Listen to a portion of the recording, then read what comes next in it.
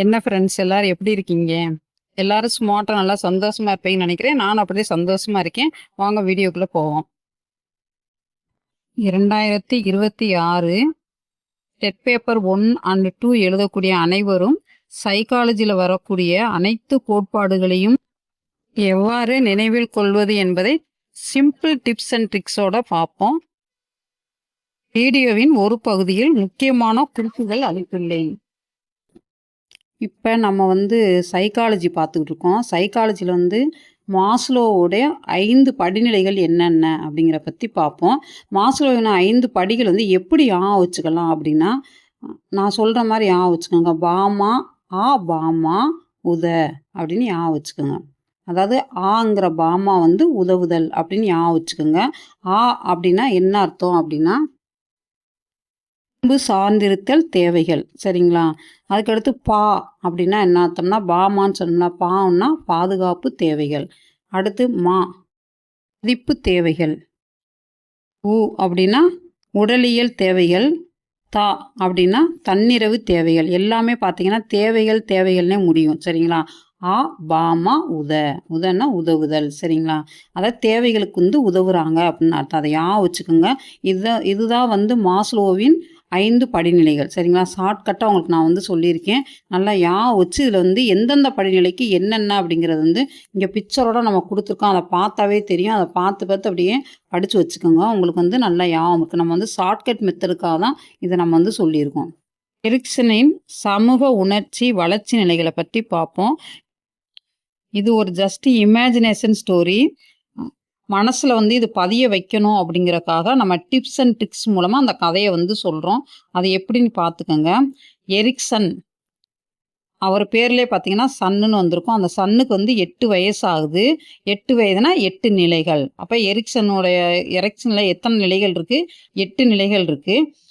அப்போ அந்த பையன் அவங்க அப்பாட்ட கேட்குறாரு, நான் 1 வயசுலேருந்து 65 வயசு வரைக்கும் எப்படி இருப்பேங்கிறத உங்கள்கிட்ட நான் சொல்கிறேன் அப்படின்னு சொல்கிறாரு. அதுக்கு அவங்க அப்பா சொல்லு அப்படின்றாரு. அப்போ அவன் சொல்கிறான், நான் 0 to 1 வயசு வரைக்கும் இந்த உலகத்தில் பிறந்தப்ப ரொம்ப நம்பிக்கையாக இருந்தேன் அப்படின்னு சொல்கிறாரு. அந்த 1 வயசுலேருந்து 3 வயசு வந்த உடனே நான் தன்னாட்சி செய்யணும் அப்படின்னு நினச்சேன். நான் எனக்கு நானே நிறைய கேள்விகளை கேட்டுக்கிறணும், கொஸ்டின்ஸ் கேட்கக்கூடிய நிலையில் தன்னாட்சியாக இருக்கணும் அப்படின்னு நினச்சேன் அப்படின்றாரு. அப்புறம் என்ன சொல்கிறாரு அப்படின்னா, எனக்கு 3 வயசு முடிஞ்ச உடனே நான் நினச்சேன், 3 வயசுலேருந்து 6 வயசு வரைக்கும் நான் என்ன நினச்சேன்னு தெரியுமா அப்படின்னு அவங்க அப்பாட்ட கேட்குறாரு. அப்பா சொல்கிறாரு தெரியாது அப்படின்னு. 3 வயசுலேருந்து 6 வயசு வரைக்கும் முயற்சி எடுத்துக்கிட்டே இருந்தேன் அப்படின்னு சொல்கிறாரு. சரி, அப்புறம் 6 வயசுக்கு அப்புறம் 12 வயசு வரைக்கும் முயற்சியை சுறுசுறுப்பாக்கணும் அப்படின்னு நினச்சேன். ஏன்னா நான் ரொம்ப லேசியாக இருந்தேன். அதனால் முயற்சி எடுத்து 6 வயசுலேருந்து 12 வயசு வரைக்கும் நான் சுறுசுறுப்பாக இருந்தேன் அப்படின்னு சொல்கிறாரு, சரிங்களா? அடுத்து 12 வயசுலேருந்து 18 வயசு வரைக்கும் அடையாளப்படுத்திக்கிறணும், நான் யாருங்கிற அடையாளத்தை எல்லாரும் காட்டணும் அப்படின்னு நினச்சேன் அப்படின்றாரு. 18லேருந்து 40 வயசு வரைக்கும் எல்லார்ட்டையும் நெருக்கமாக பழகணும்னு நினச்சேன். எனக்கு என்னைய எல்லாருக்கும் பிடிக்கணும் அப்படிங்கிறனால நான் எல்லார்ட்டையும் நெருக்கமாக பழகணும்னு நினச்சேன் அப்படின்னு சொல்கிறாரு. 40லேருந்து 60 வயசு வரைக்கும் ஆக்கத்திறனாக இருக்கணும், வருங்கால சமுதாயத்திற்கு என்னுடைய பங்களிப்பை கொடுக்கணும் அப்படின்னு நினச்சேன். அடுத்து 65 வயசில் நான் என்ன நினச்சேன் அப்படின்னா, முழுமை அடையணும்னு நினச்சேன். நான் பண்ணியிருக்கக்கூடிய அனைத்து வேலைகளுமே எனக்கு திருப்தி தருதா அப்படிங்கிறத நினச்சேன். இதை கேட்ட உடனே எரிக்சனுக்கு அப்படி ஒரு சந்தோஷம் பார்த்துக்குங்க. பாயிண்ட்டுமே உங்களுக்கு பார்த்தீங்கன்னா நான் வரிசையாக ஸ்டோரி மாதிரி சொல்லியிருப்பேன். அந்த ஸ்டோரி வச்சுக்கிட்டாவே போதும், உங்களுக்கு எந்தெந்த நிலையில் என்னென்ன இது அப்படிங்கிறத பற்றி நீங்கள் தெரிஞ்சுக்கலாம். இது ஜஸ்ட் ஒரு கிளான்ஸ் மட்டும் விடுங்க. நான் அதில் 60ன்னு சொல்லியிருப்பேன். ஆக்சுவலாக அது 65 வயது, சரிங்களா? 40லேருந்து 65 வயது வரை. ஏற்கனவே இந்த பதிவில் சொன்ன மாதிரி இடையில ஒரு முக்கியமான டிப்ஸ் அண்ட் ட்ரிக்ஸ் சொல்கிறேன்னு சொல்லியிருந்தேன். இப்போ நீங்கள் எதையுமே பார்த்து படிக்கிறத விட அத ஒரு தடவ படிச்சுட்டு, அது ஒரு இமேஜினேஷன் பண்ணி பாருங்க. ஒரு ஸ்டோரியாவே இப்ப நான் ஒரு ஸ்டோரி சொன்னேன் பார்த்தீங்களா?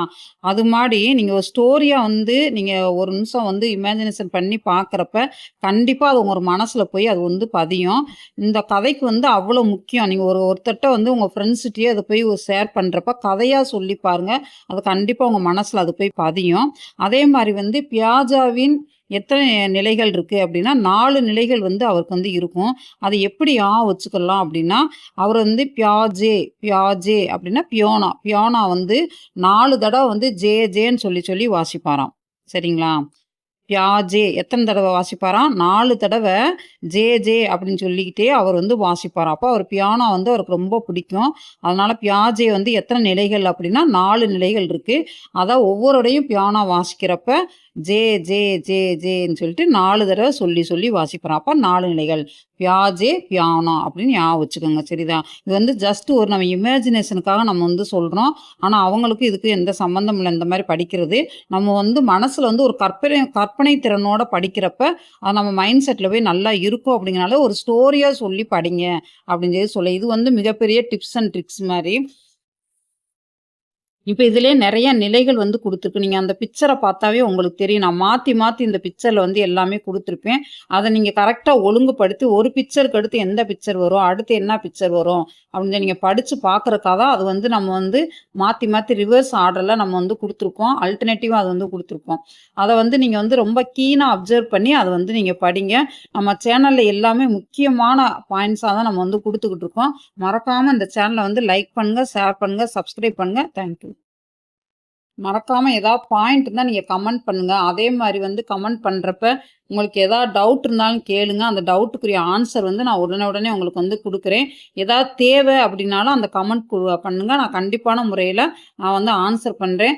எல்லாருமே இந்த தேர்வுல வந்து வெற்றி பெறணும் அப்படிங்கிற ஒரு காரணத்துக்காக தான் இந்த மாரி ஸ்டோரி மாரி சொல்லி சைக்காலஜிங்கிறது ரொம்ப கஷ்டமான பாடப்பிரிவு. அதனால ஸ்டோரியா சொல்றப்போ உங்க மனசுல போய் நிக்கும் அப்படிங்கிறனால தான் நம்ம இந்த பாயிண்ட்ட வந்து ஒரு ஸ்டோரியா வந்து சொல்லியிருக்கோம். அதனால அந்த ஸ்டோரிய வந்து நீங்க ஜஸ்ட் ரிமைண்ட் பண்ணி நீங்க படிச்சாவே போதும். எத்தன எத்தன நினைகள் எப்படி வரும் அப்படிங்கிறத பத்தி தெரியும். இது ஒரு தடவ மட்டும் நல்லா பார்த்துக்கங்க.